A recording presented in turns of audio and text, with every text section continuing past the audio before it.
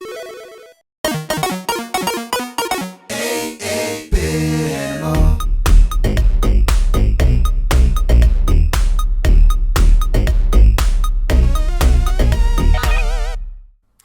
you doing, good people? This is the 8-Bit Animal. And once upon a time, Namco did not have an American NES license. Any games that Namco wanted to release in the States got released by other publishers. But in Japan, they did release their own stuff. And today's game is an example of that. It's actually the first game in a franchise to be released on a home console, but it's the second game in that franchise's series.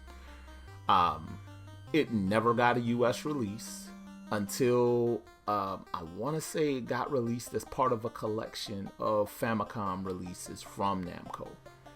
And it's actually a pretty fun take on the source material.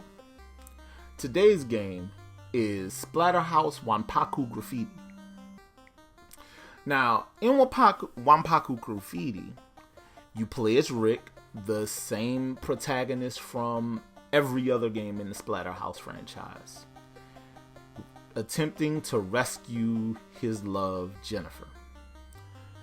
Jennifer, in this instance, was kidnapped by the Pumpkin King, represented by literally a giant floating pumpkin at the beginning of the game. Now, Rick's wearing the mask. It looks like a hockey mask in certain artwork, but it also resembles more of a skull in later pieces of artwork from the franchise. This game, instead of it being more of a beat 'em up like other games in the Splatterhouse series, it is a platformer. It's a platformer with a lot of the same attack sensibilities as other games in the franchise. You're armed with an axe, unless you find a shotgun. The shotgun has limited bullets, limited shells. But you use this axe to basically hack up your enemies as you're hopping and bopping along.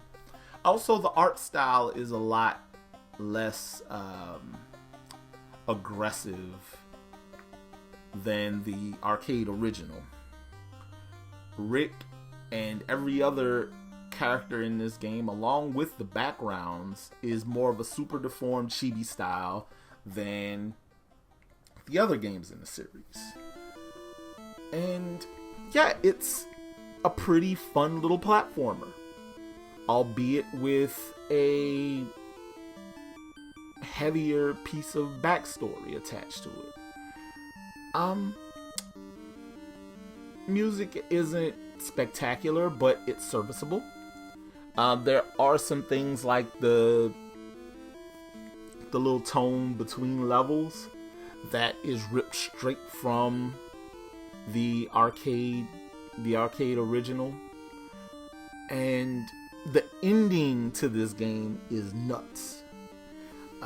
After you defeat the Pumpkin King, I'm going to give you a spoiler for this one because it's that interesting. Once you defeat the Pumpkin King, it's revealed that this whole thing was basically a film shoot. It was a movie shoot.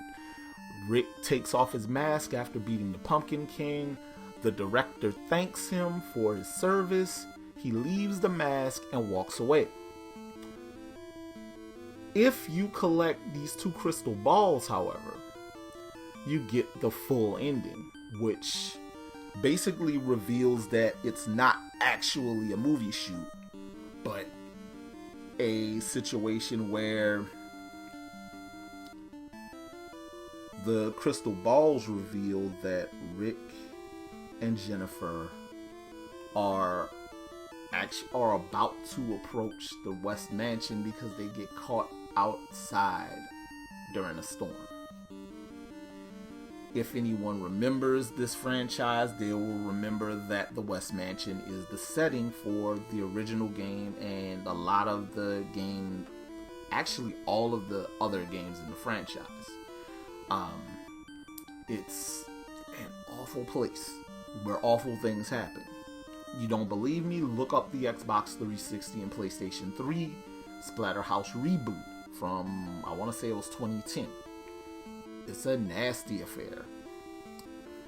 However, as far as this game is a nice little romp. It's a fun little game.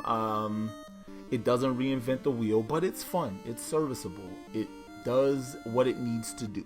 It understood the assignment, as the kids would say. I can't say find a copy of it on eBay or anything like that unless you want to get an import or a repro cart. This game did not get released in America, so there are no official English translations. But the repro carts are solid. And a lot of instances you can find one for a good price. So I would suggest picking one up if you're interested in trying this game out, unless you're adventurous and you want to get that import.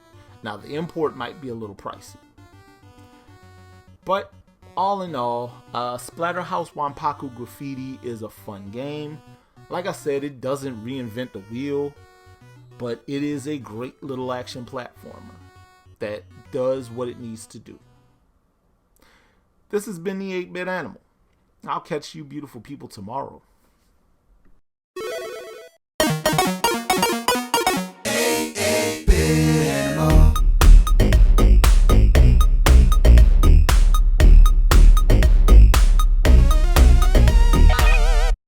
Tomorrow, we go underground.